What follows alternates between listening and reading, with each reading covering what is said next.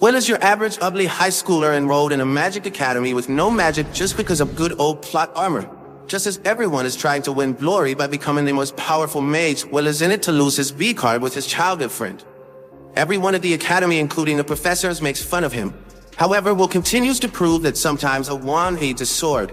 In the capital city, children with a knack for magic are prioritized in the best magic academy. But does it mean that no talents like our MC with zero affinity for magic have no chance? The answer is hell no cause of plot armor's interference. On the 7th dungeon floor, Will battle strong monsters with a sword to collect extracurricular points. It would have been so much easier if Will was a girl, but men have to work for things. He wants to do whatever it takes to school the magic duchess in his class by playing match. In class, a student explains that channeling a tiny bit of magic into the bulk ore creates a chemical reaction. The sulfur produced from it can be used as a catalyst to conjure beautiful flames. Professor Edward compliments him for being right and wants someone to demonstrate the procedure. He picks Will despite knowing his balls have dried up of magic juices. However, he is dozing off in class, thinking he was going to be the next president of the United States. Edward calls out his name multiple times to wake him up. He asks the professor to repeat the explanation. But Edward can't give one fudge about him. He just wants him to come down on his knees and demonstrate the art of earning extra points.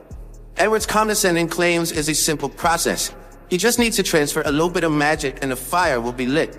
Will applies his full concentration on the spell but can't produce any results.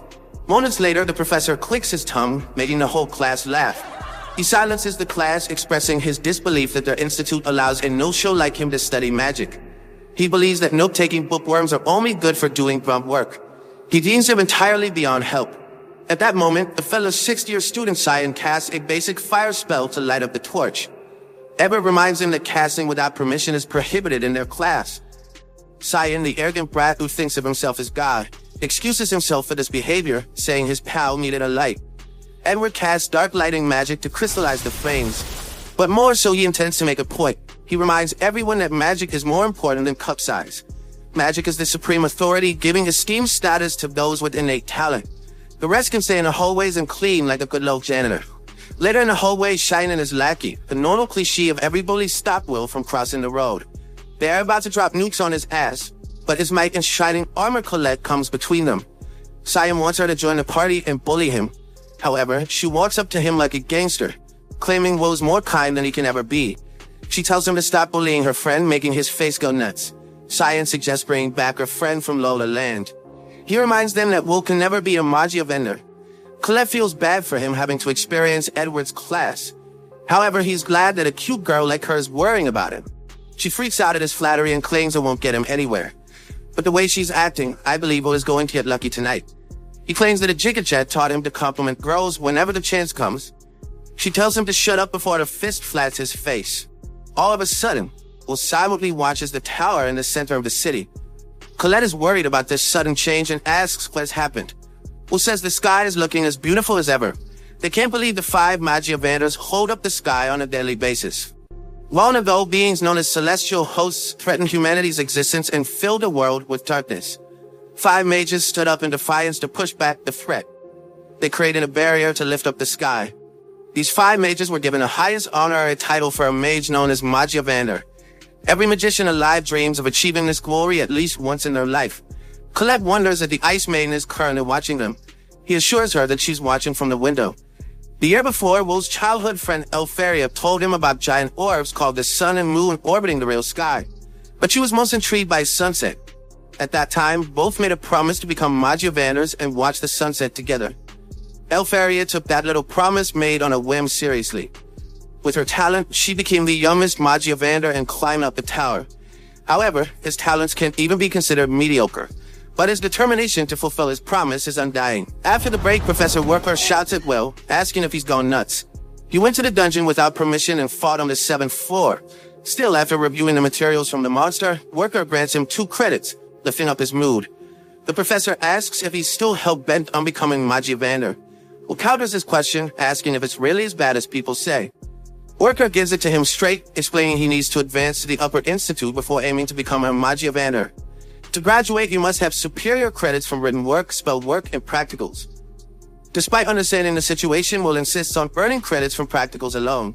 Ultimately, Worker realizes that trying to reason with Will is like crying on deaf ears. He tells Will that he needs to gather 4 credits before the end of the week.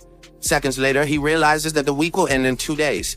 He sits down on his knees to look for a monster that is worth 4 credits. Worker thinks out loud, naming a monster worth 4 credits that Will hasn't defeated before. Unbeknownst to them, Cheyenne hears about the monster and decides to kill the monster before Will can get to it. He will finally get rid of the boy who has tarnished the reputation of their academy.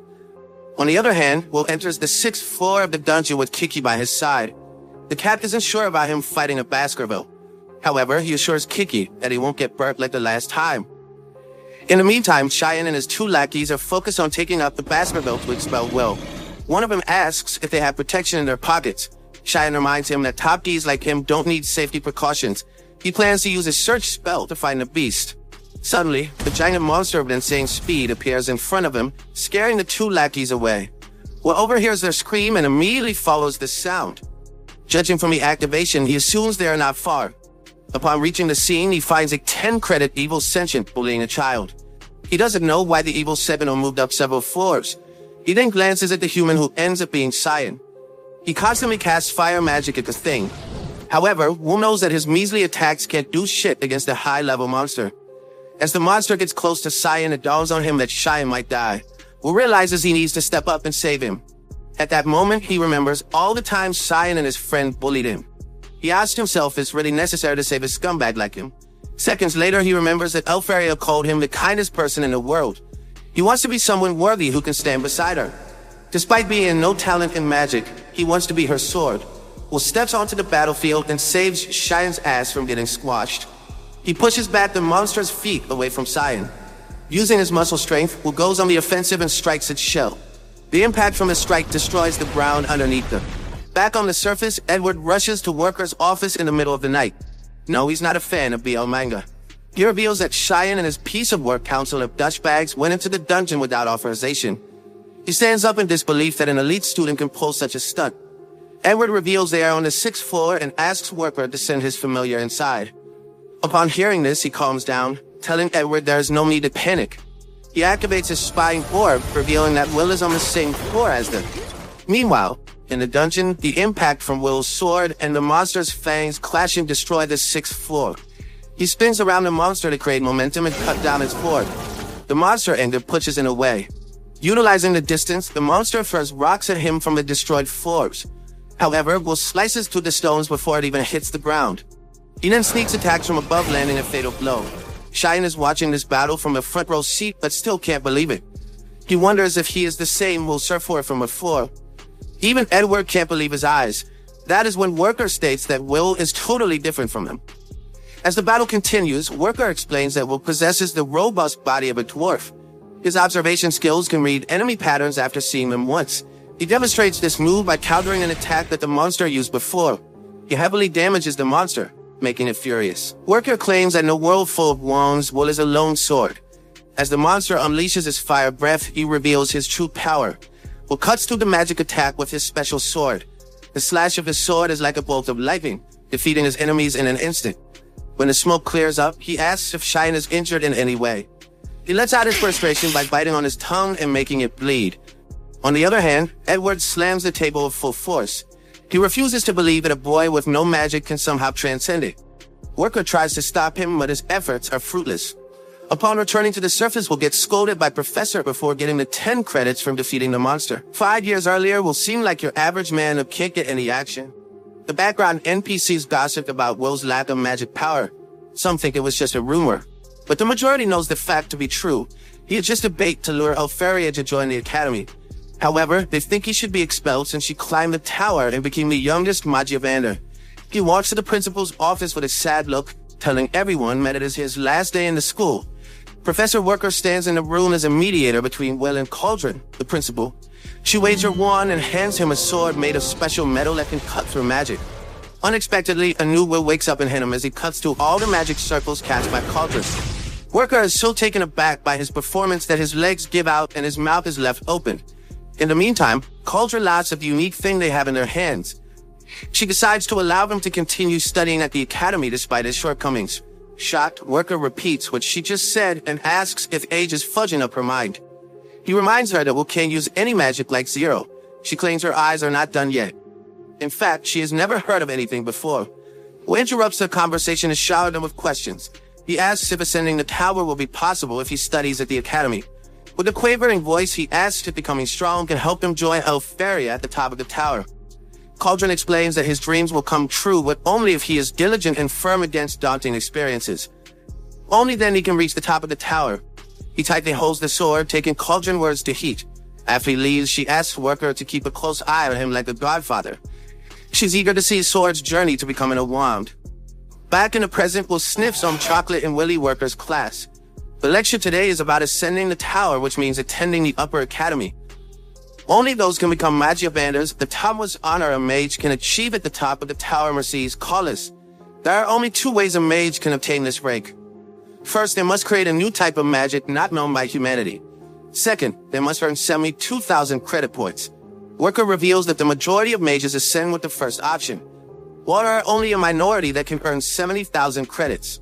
At this point, his class has no chance of graduating. Ascending the tower is a far-fetched dream, and so he will throw them in a supplementary class, making everyone sob. After classes, Will is like his soul will slip away from the mortal realm without any warning. Colette can't believe Worker whacked them into taking supplementary. He informs her that Worker made them take full mock exams and instructed them on exams. She reminds him that his writing credits are at its max. But Will is falling behind because of no talent in spell work. However, failing in one subject doesn't mean he should not study it. Moments later, they find Cyan and his lackeys talking about him defeating an evil sentinel. He explains the whole scene from start to finish. The mob thinks that Cyan's standing in the academy and will reach the top 3 most talented students. However, he knows that everything is just a scam. It's like taking pics of a studio and sending it to private jet. To add fire to his fuel, he sees Will and Colette pass by him. He makes his way through the mob, grabbing his collar. He wants to know how a talentless brat like him does something like that. Before the sentence can finish, Colette intervenes, forcing him to stop bullying the weak. On the other hand, Edward enters the principal's office to request Will's expulsion from the academy. She does not understand his reasons to expel him when he successfully reached his 6th and final year. Why should she knock him off this far in the game? As he puts it, the academy doesn't need a warrior who's not a mage. Plus, you can somehow surpass magic without using it. She opens Will's previous performance record, sharing his unrivaled written scores with Edward. She also believes that his research sheds light on a unique perspective. He excels to such a degree that calling it mere excellence is insulting. There are many paths open for him in the future. The academy has the responsibility of producing learned scholars for that fateful day. Edward reminds him that Will won't settle for some run-in-the-mill scholar position. He wants to become an Magia Bander. On that note, she allows him to test Will to his heart's content. The contents and extremism of the test is up for him to decide. As he leaves, she thinks to herself that Edward knows Magia Banders best. At the same time, Will hides his sword with Colette's help. She comments on him never changing a bit. He takes the insult as a compliment, of course. Plus, the officials won't let them carry his sword on campus, and his roommate Rusty won't let him out without some nuts. Later in the library, they won't diligently study about the Battle of Garzaranzo from the magic year 344. The dwarves were a race from another world who were pissed because of exploitation, overwork, and worse treatment than the elves. The dwarves' army was 10,000 in comparison. The tower only sent 1 mage. Colette wonders why Will is studying so hard when his written exams credits are perfect. He wants to revise everything to ensure no credit is lost. More so, Will understands what the dwarves felt. The statement "never give up" gives him determination that can surpass magic. She immediately realizes that this sob line is from Werther. He kept trying to make his tool up and running and still is in a trying phase. As they have fun in the library, Edward invaded the privacy, telling them to book a room. Not since society asks Will to come to the spell training room alone. She didn't know Edward had that type of fetishes. On his way to the hole, Edward reminds him that he's flunking spell class. He will give him a personal lesson, a supplementary only for himself. The two stand face to face with silence in the air.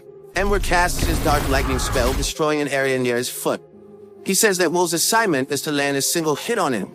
You will gain 5 spell work credit for completing his task, otherwise will be expelled, leaving him shocked. During this time, Worker knocks on the principal's door, answering her summons. After entering, he finds a giant orb playing Will's and Edward's match on live. She explains that Edward is conducting a test. Just as she valued his plea for Will to continue studying, she must consider Edward's worry for Will pursuing a delusion. Worker doesn't have a problem with the test, but the person taking the test. Cauldron forces him to speak his mind. He reveals that Edward is the closest thing to a Magia Bander. Sure, he lost before becoming one, but that doesn't mean he isn't an ascendant. Back in the spell hole, Edward casts a low-level dark magic spell. However, Will is unable to comprehend the spell's outlandish power. He leads him from the side using his superior speed to land a flying. Unfortunately, Edward has casted a shield on himself. He claims that trying to break a magic shield with his leg is laughable. He sends him flying in a simple spell. Will can barely open his eyes at this moment. Edward's casting speed is so fast that he can counter his attack. Plus, the last attack was fatal, making him cough up blood. As he tries to gather himself, Edward declares he's going to use 2 spells. His flames burn him to ash and his shield to stop his laughable kicks. With that said, he casts a magical series overlapping a single casting circle multiple times. Will realizes he's going to attack with a barrage of dark flames. The attack hits him directly, pushing him back a few feet. He realizes that beating someone like Edward without his sword is impossible. Luckily, Colette is organizing her locker because there's nothing better to do. She wonders how the lesson is going. Naturally, she assumes that Edward is forcing Will to give him head, or he might be fulfilling his spanking fetish. Suddenly, Kiki arrives on the scene injured due to the dark flames. He points at the sword locker, telling her that Will is dangerous. Meanwhile, Edward states that Majiovana is the pinnacle of magic while his skills are not even mediocre. As he approaches Will's lifeless body, he reminds him about the Battle of Garzaranzo. He reveals that the dwarves rebelled with an army of 10,000. He asks Will how many mages were sent by the tower. He tries to get up and answer the question, but Edward steps on his head, saying there was only 1 mage.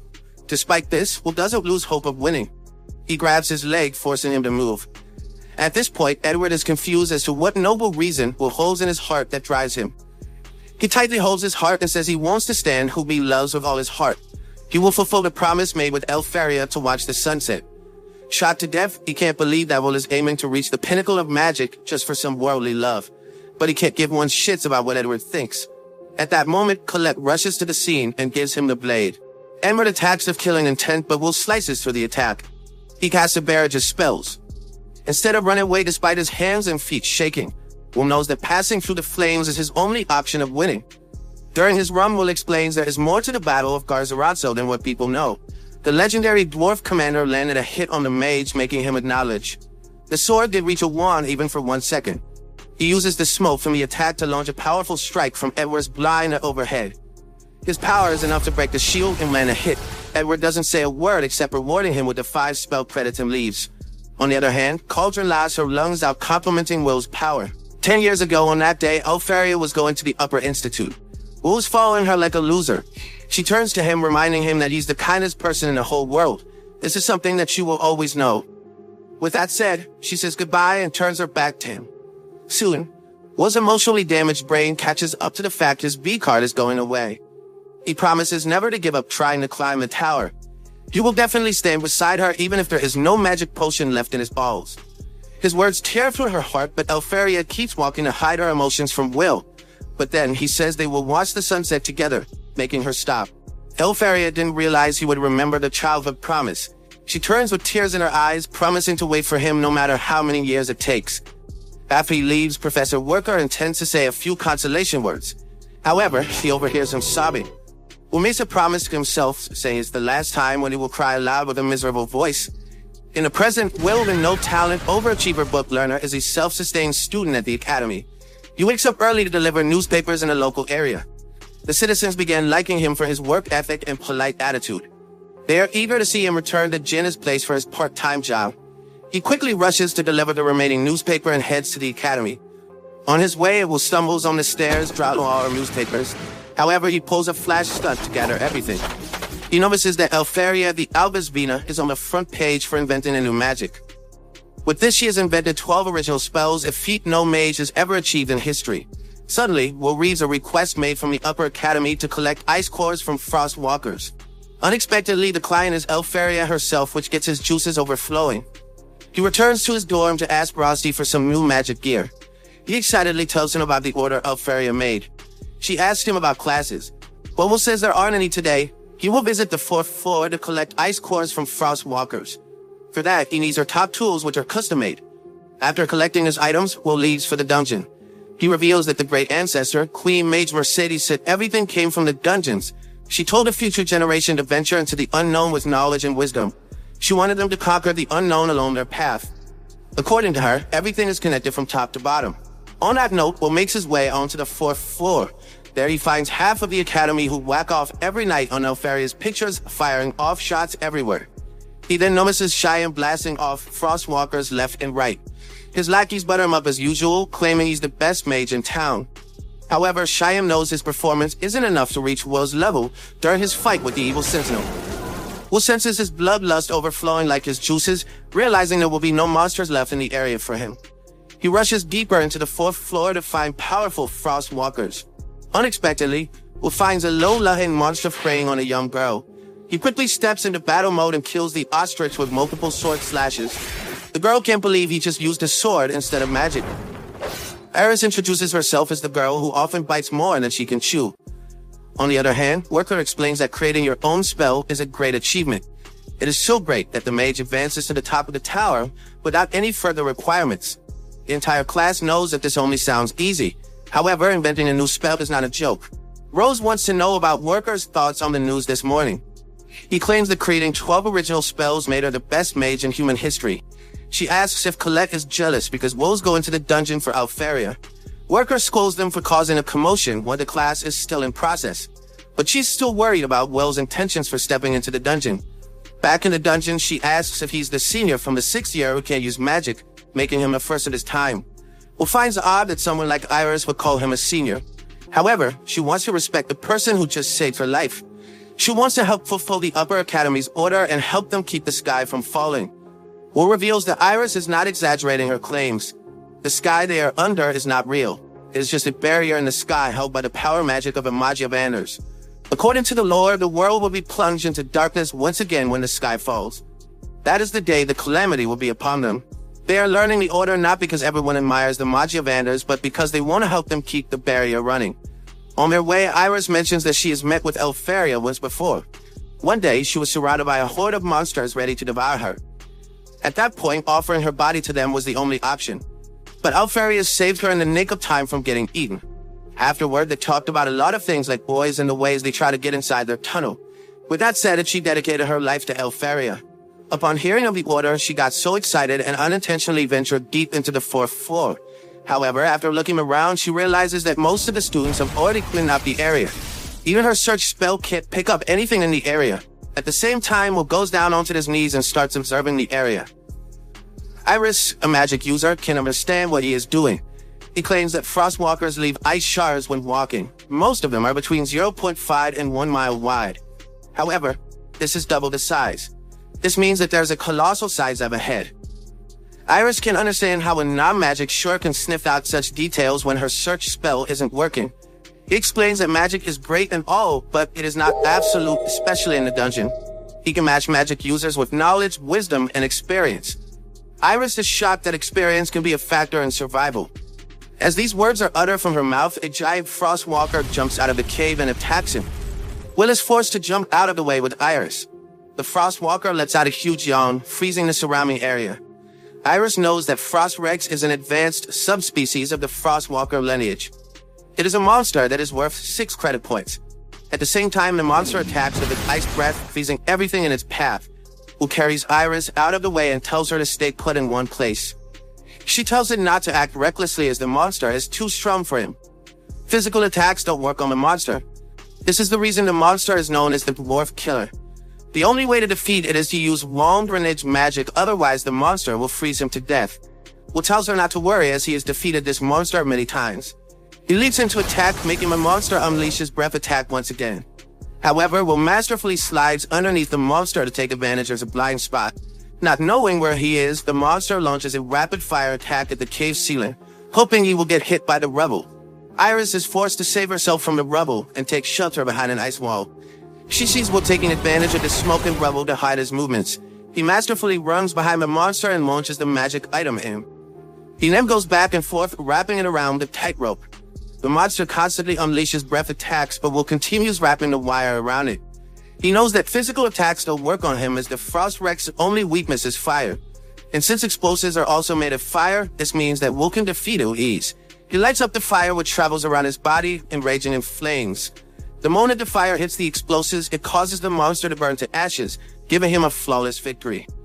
Afterward, the wires from Wardy's magic tool retract automatically, making it a magic tool with creativity. Iris is shocked by his performance on the battlefield and wonders what it would be like in bed. She was all dark and bitchy when assessing his powers. As it turns out, the no talent is something else entirely. There's a big difference between the rumors and reality. But reporting is fine is the real problem. Suddenly, Will tells her about finding the core which completes their mission on the 4th floor. On top of the tower, Iris walks in a hallway assessing his talents with more detail. She realizes that Will makes up for lack of magic power with creativity and ingenuity. Not to mention, his battle sense is something that can only be obtained by tremendous experience. She opens her hair and concludes that Will is indeed not a mage, but a very talented warrior. Before entering the main room, she apologizes for intruding. Inside, she asks the Magia Vanders for a moment of their time. She asks if her presence in a room is disturbing them. Harriet Wiseman takes on a condescending tone, claiming it's just the insignificant meeting that makes her skin crawl. They are usually busy with keeping the barrier from getting breached and the world from being destroyed. Zio claims that the celestial hosts outside the barrier are just watching them peacefully from the other side. He is worried that they don't have the numbers or strength to fight them head-on. Eleanor mentions that they need more elite images for the fateful day. They can't allow the lures become a reality. Zio cuts to the chase, asking how things are on the Watcher's end. Did she find anyone worth spending her time on? She reveals that an interesting prospect came up in her search. He can't use magic, but is an impeccable warrior. Some of the Magia Vanders instantly refuse this idea, but Zio will train anyone as long as they are good. In the end, they decide to wait until the upcoming Grand Magic Festival, hoping that the talented ones will rise up from the masses and leave the trash behind. The Regarding Magic Academy has conditions for qualifying for the Upper Institute. Momo candidates must obtain 7,000 out of the 12,000 total credit points in the Academy to advance. That is the one absolute condition of becoming a Magia Vander. In the training hall, students are required to defeat Stone Boehm to get credits in spell work. Cheyenne casts his signature flame magic Crims serve to annihilate the golems. Colette uses the robo from his attack in addition to Earth Magic Steer Viola to crush her enemies into nothingness. The teacher announces that both have passed the test. Cheyenne with 9,889 credits and Colette with 7,340 credit score. In the meantime, Will is busy dodging the golem's attack. Without his sword, he can't do shit against it. Still, he instinctively rushes in from its side and prepares to punch it in the guts. The other students on the sideline who love backseat driving ask what he is doing. They can't believe that a student from the Magical Academy was planning for a punch. They tell him to use his wands. These insults from his side distract Will, giving the golem a chance to sweep his bum away. This gives them even more chances to taunt him. These thugs describe the whole situation again, saying they expect nothing less from a book learner who was an eternal failure. After having a quick laugh, everyone directs their attention toward Lehana Awenzos, one of the top 3 of the Academy. She casts Sage's Leo, creating arrows from lightning. At the same time, the elf Widno Linder casts Wind Magic.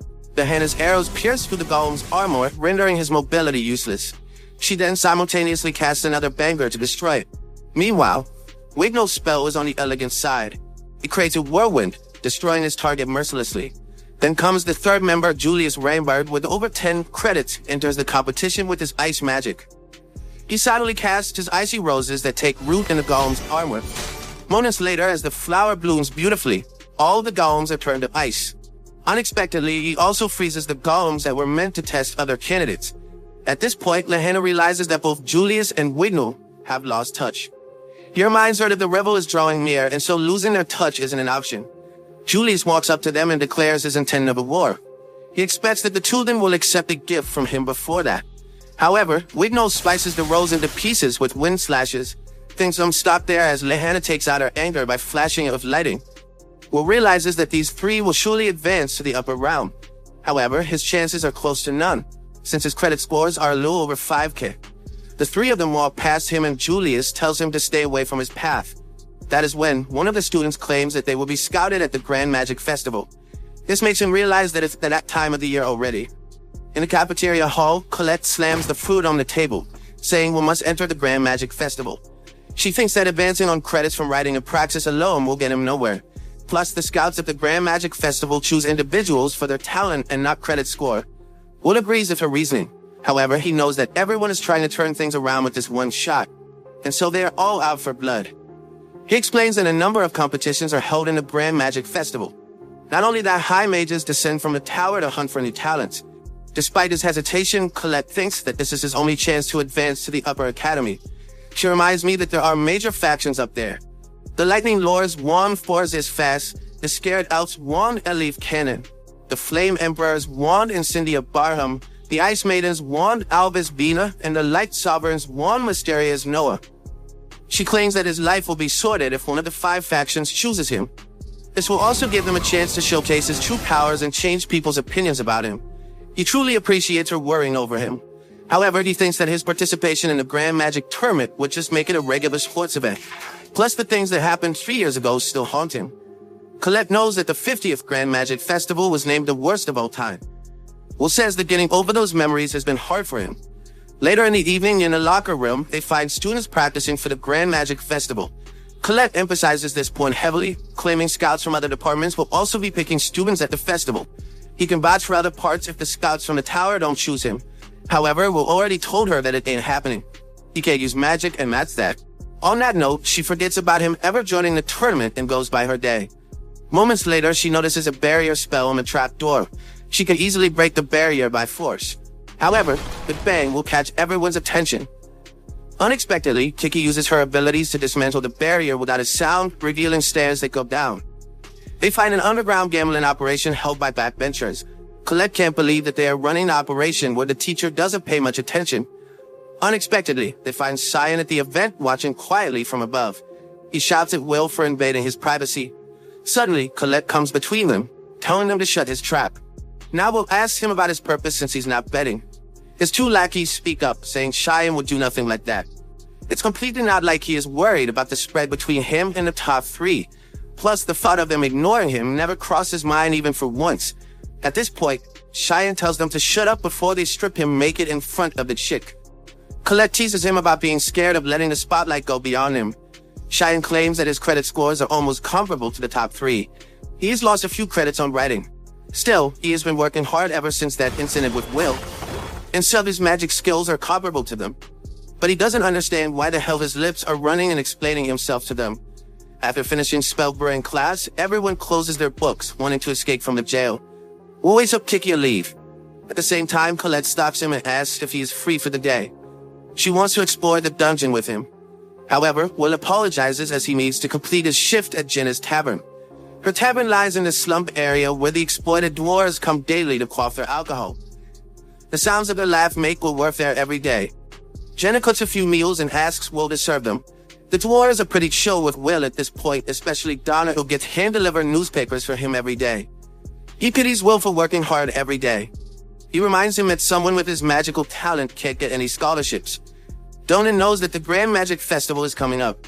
He tells Will that his situation will be much better if he's in that. At that point, Jenna tells him to quit chit-chatting and get back to work. She thinks that his buddy is working much harder than him. Unexpectedly, Rusty is filling in to help Will with the dinner rush.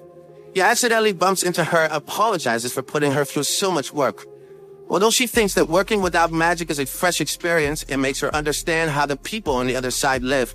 Moments later, Jenna asks him to bring a few other part-timers just like Rusty.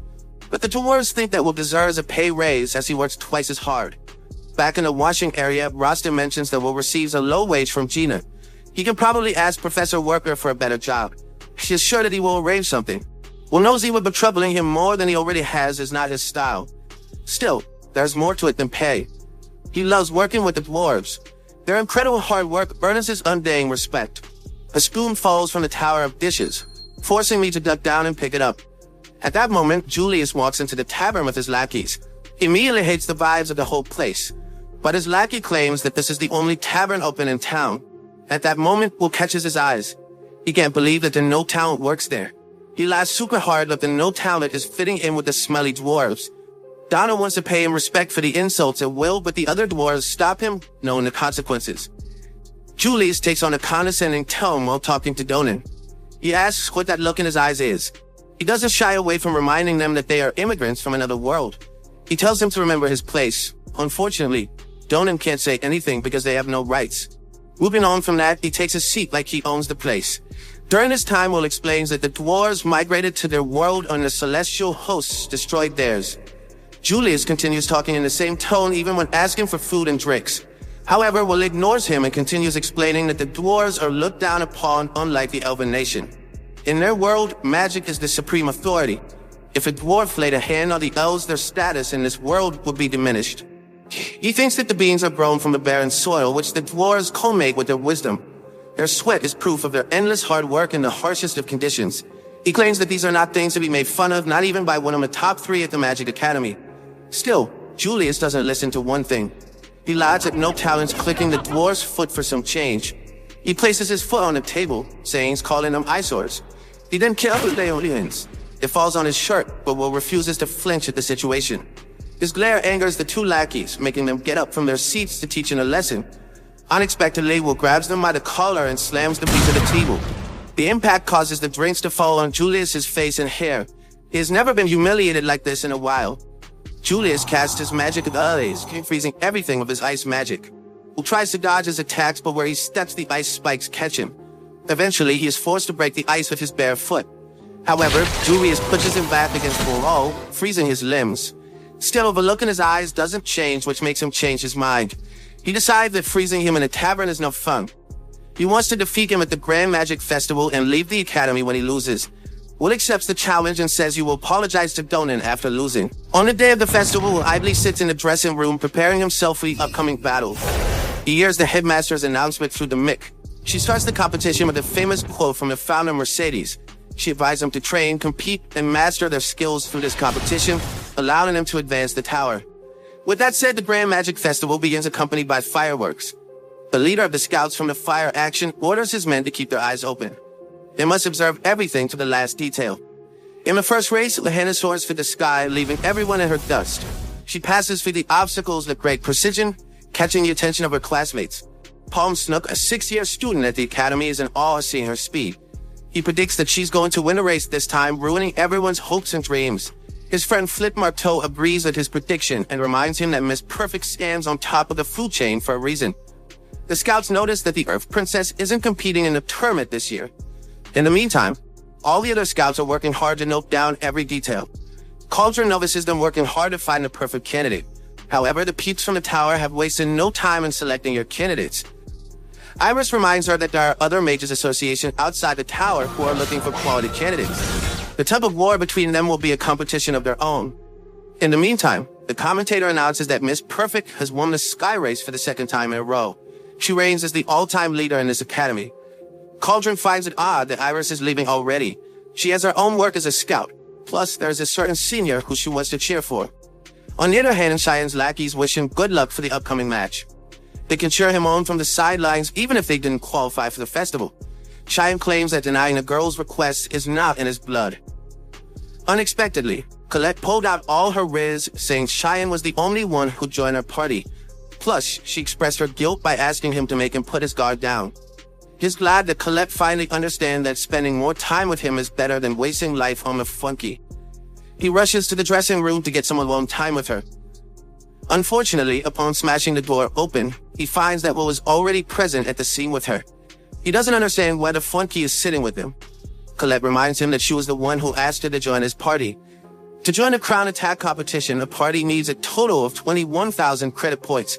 To put it simply, he got used up and thrown like toilet paper. He doesn't understand why Will is joining a high-level competition like Crown Attack. Shortly after, Julius passes by behind Science but completely ignores him. He notices that Julius and Will are focused on each other. Cheyenne feels the same humiliation as before.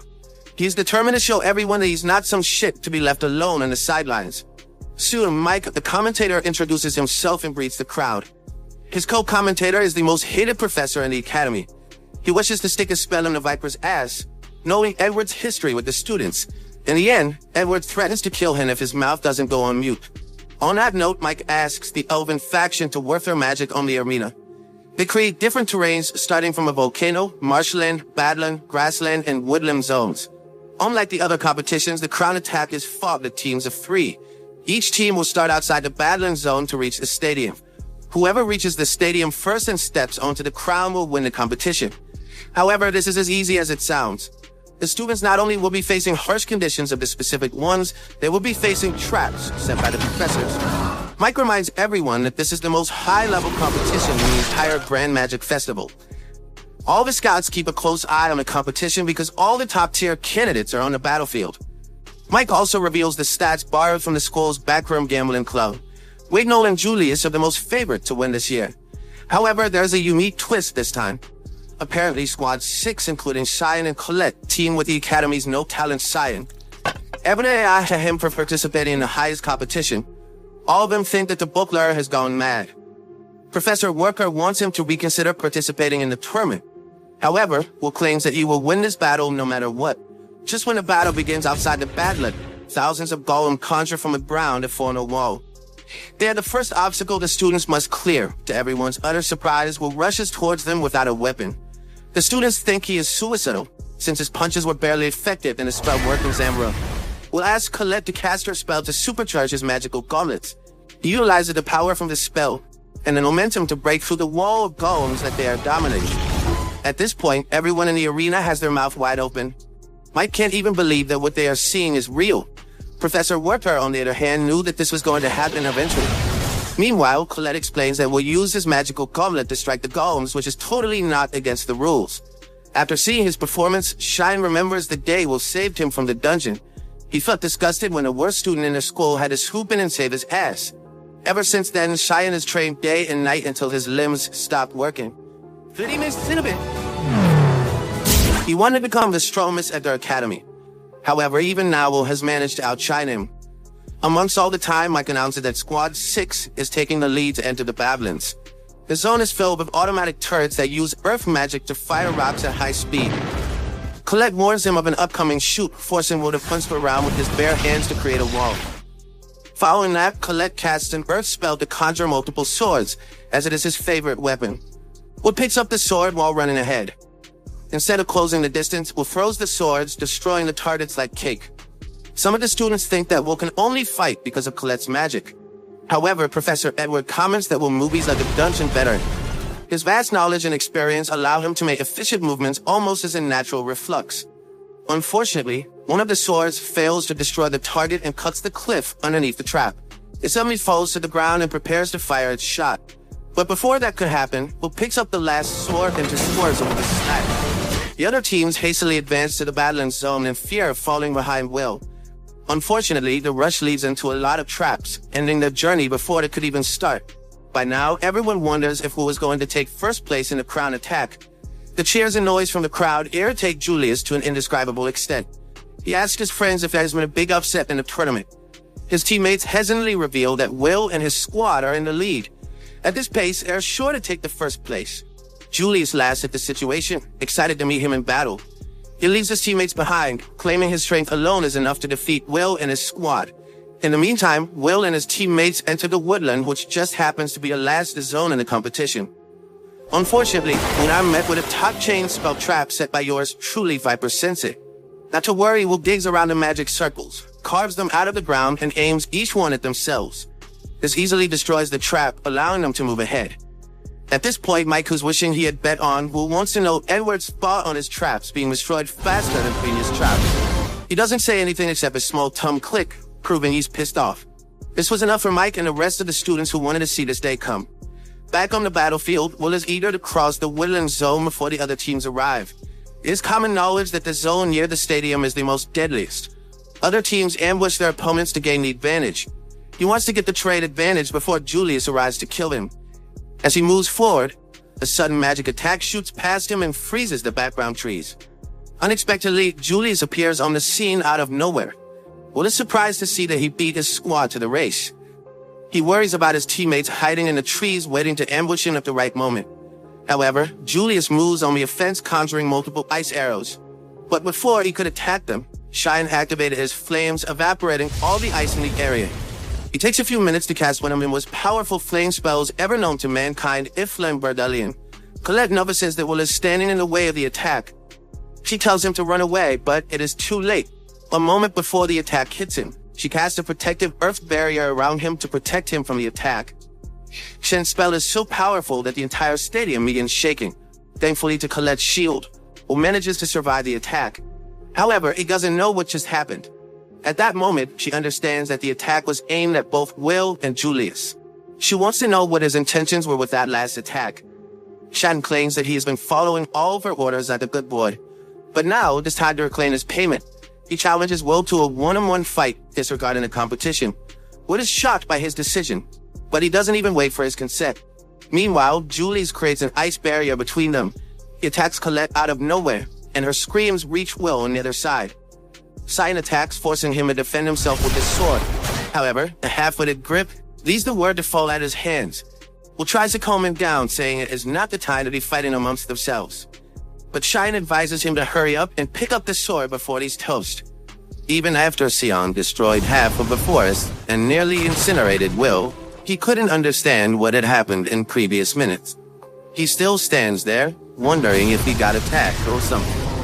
In the meantime, Cyan tells Julius to move out of the way before his ass gets roasted. Colette knows that Will is about to fight Julius. She tries to knock some sense into him. However, Cyan is done playing the nice boy. He followed Colette's every demand by now, but that ends here. Right now, he wants to fight Will. He challenges him to a fight, but Will can't understand what is going on. He reminds them that they are in the middle of the Grand Magic Festival. He asks his reasons for challenging him. However, Cyan attacks without answering his questions, forcing him to jump back. Cyan claims that he's an offense to his eyes and ears. He doesn't need a reason to crush the likes of him. Upon hearing this, even Colette wonders about the origin of such hatred towards Will. She wants them to stop fighting. But in that moment, Julius casts an ice spell, creating a wall between them. At this point, she can't believe that he survived a frontal assault from Cyan. Without wasting a moment, he attacks her, and the screams reach Will on the other side. He worries about her safety, distracting her from the foe in front of him. Angered, Cyan attacks him with a whip spell to grab his undivided attention. Will can't do anything but deflect his attacks. However, his attacks knock his sword a few meters back. Will still tries to stop the senseless fight between them. Yet, Cyan is only focused on killing him. A decade ago, right after Ophelia departed from the academy, people started bullying Will. They used to stick a note on his back, claiming he was worthless, no talent. Cyan used to hate the other kids for bullying him. Watching Will was outright depressing for him. And so, he burned the note with fire magic. Cyan invites him to become his underling to avoid getting bullied.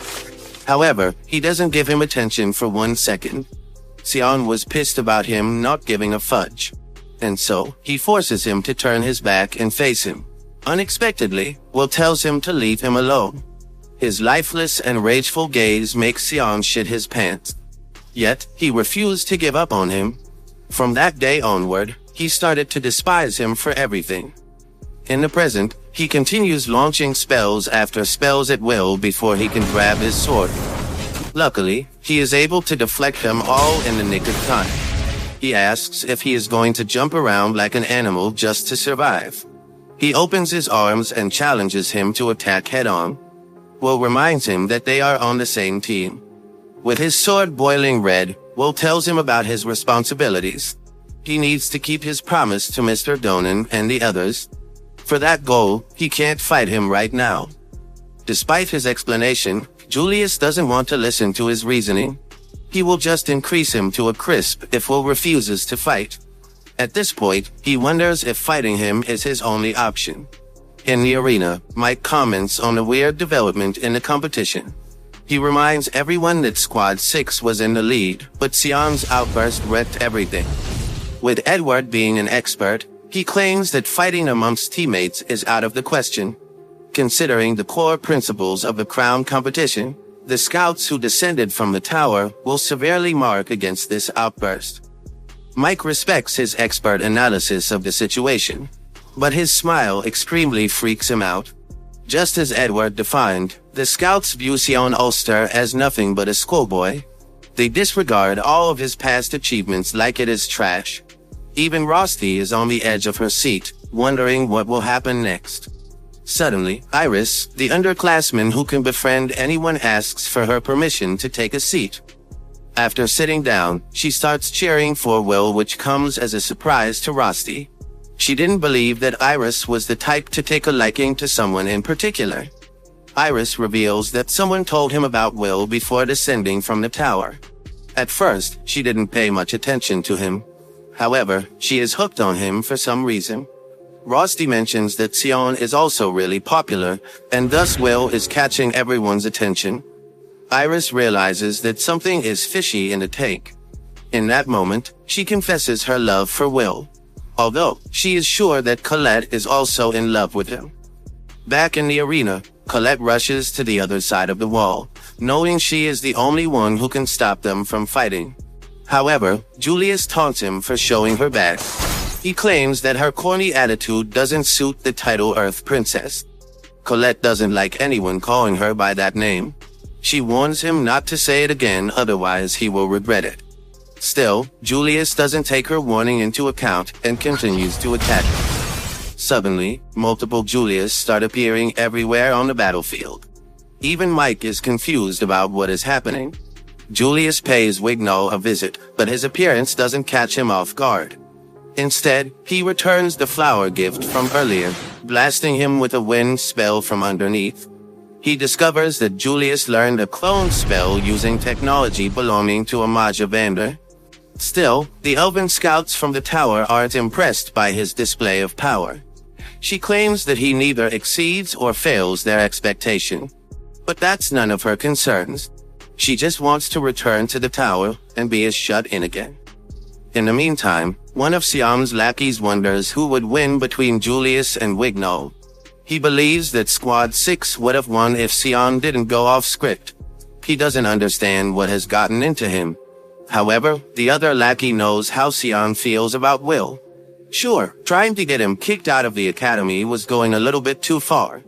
But he knows why Sion is pissed off at him. As these thoughts trouble the audience, Will is puzzled by his own questions. He can't understand why Sion is fixated on his butt. All of the students bullied him without a reason. He knew his own limitations and acknowledged himself as a failure. This is the reason he wanted everyone to leave him alone. He didn't have time to deal with the side characters. His focus was only on the top of the tower and reuniting with Elferia. Suddenly, Sion casts a high-level spell to summon a guardian falcon made of fire. Unexpectedly, the guardian starts attacking Will out of nowhere. Despite not understanding the spell, he thinks that cutting its wing would create an opening. However, his plan fails as the falcon undergoes high-speed regeneration. It attacks him from multiple sides at the same time, forcing him to block it with its bare hands. Will knows that guardians are usually used to defend its summoner or buy time until the incantation is complete. But for some reason, Sion's guardian can attack from multiple sides, which doesn't make sense. Will manages to block the attack, but the sheer display of Sion's magic power puts everyone in awe.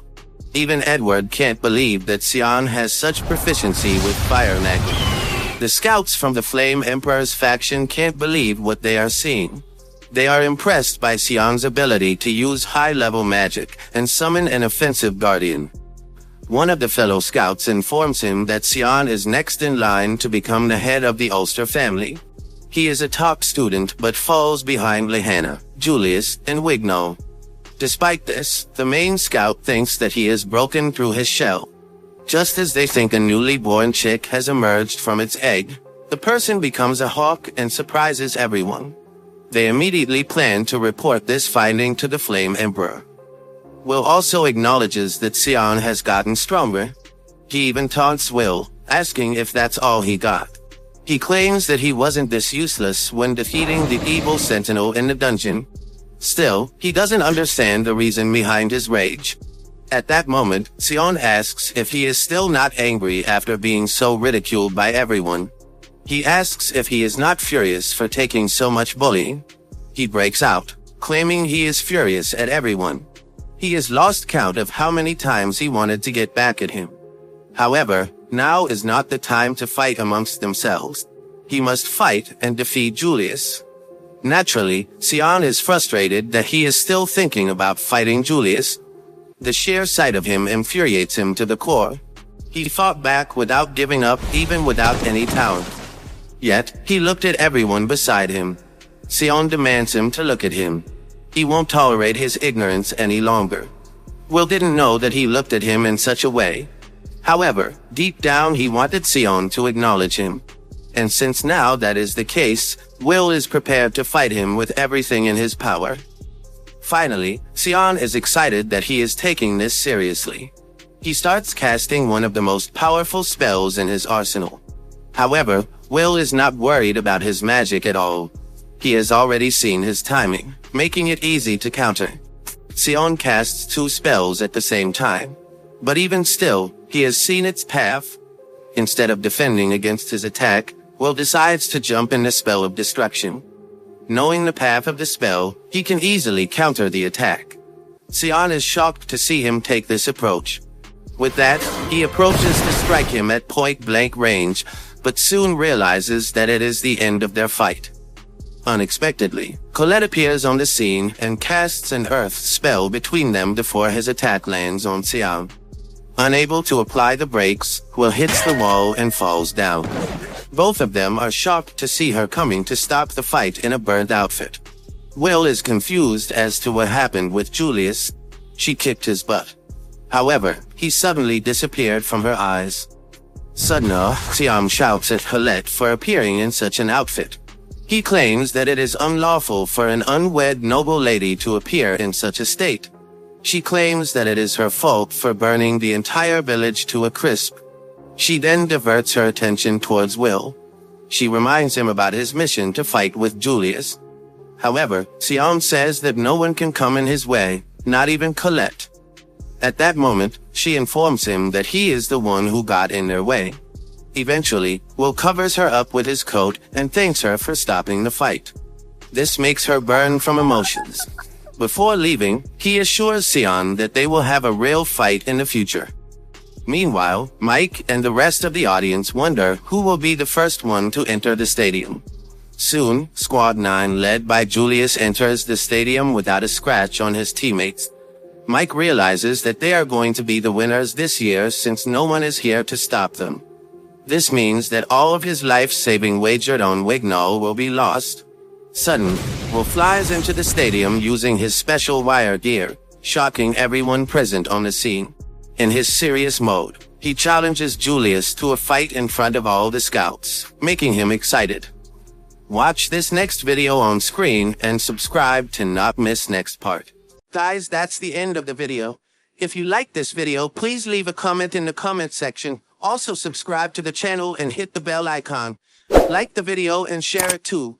Thank you for watching and see you next time again.